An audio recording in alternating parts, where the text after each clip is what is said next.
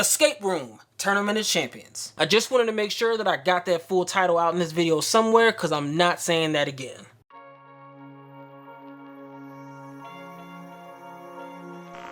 So Escape Room 2 is a psychological horror sequel to one of 2019's biggest sleeper hits. I was fortunate enough to get an advanced screening of this movie a couple of days ago, so since it's not actually out in America right now, I'm gonna keep this review spoiler free, so let's get to it. After surviving a series of deadly traps, Zoey and Ben head to New York City in an attempt to confront the company behind it all. But before justice can be served, they find themselves unexpectedly trapped with other escape room survivors in an array of rooms more elaborate and dangerous than before. If you're new to the channel, thanks for stopping by. In my reviews, I discuss what I liked, what I didn't like, and then my overall thoughts. So starting with what I liked, in a movie like this, you really can't start any place else but with the escape rooms themselves. The budget of this movie is bigger than the first one, and you can clearly tell that when you see the escape rooms. There are fewer escape rooms in this movie, but each room is actually on a grander scale. Now that can be a pro or a con depending on how you look at it, but for me, I'll take quality over quantity. Another thing I liked about this movie was just how fast-paced everything was. The movie relies heavily on you having watched the first one and understanding the gist of everything, and they take advantage of that by making this movie about 15 minutes shorter than the first one. So basically what that means is that they don't really take too long to get into the traps, and once they get into those traps, it's pretty much a non-stop ride from that point forward. There's not a lot of backstory given to the new characters though. All you really get is just a quick explanation of who they are and what happened in their particular escape rooms. But on the other hand, there's not really a lot of wasting time with these characters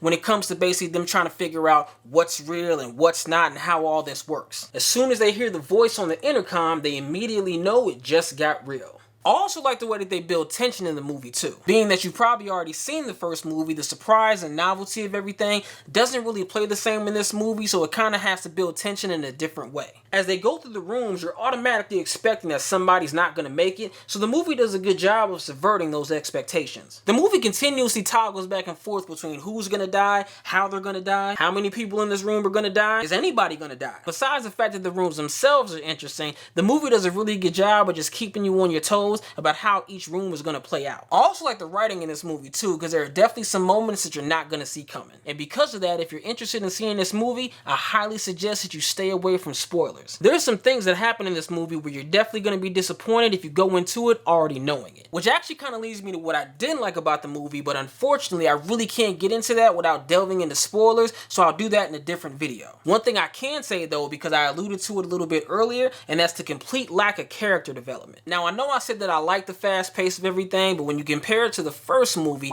the actual knowing of the characters and who they are and what drives them actually leads you to be more invested in those characters and their survival. But in this movie, it kind of seemed like the writers were like, people come for the escape room and the danger, not the fully fleshed out characters. And in theory, that makes all the sense in the world, but for me personally, the fact that these are all survivors from previous games, that actually makes me want to know more about them. And something else that I didn't like, I think that the trailers gave away way too much of this movie. I think they gave away way too much of the train sequence and how that plays out. And the part in the trailer where they think they escape but then they find out that they're still stuck in the game, if it was up to me, I would have never even put that in the trailer. So in conclusion, the ensemble cast works well together and the traps in this movie are a lot more elaborate. I think a good number of people are going to come out of this movie saying that their favorite trap in the entire franchise is in this movie. I think the Tournament of Champions idea was actually a really cool concept, but I don't think it was executed to the best of its ability. But at the end of the day, really, this movie is just more of the same. If you like the first movie, you're more than likely going to like this one too, but if you didn't, this really isn't going to be the one that's going to get you invested in the franchise. And I say franchise because they're clearly going to do a third one. All that being said, I'd say this movie is worth the watch. So that's my review of Escape Room 2. If you've seen it already, what did you think? Leave a comment below and let me know your thoughts. Oh yeah, one more thing, just to let y'all know, once the credits start rolling, y'all can go ahead and bounce because there is no mid-credit or after-credit scene in this movie. Thanks for watching. If you like what you've seen, hit that thumbs up and click that subscribe button to see what's coming next.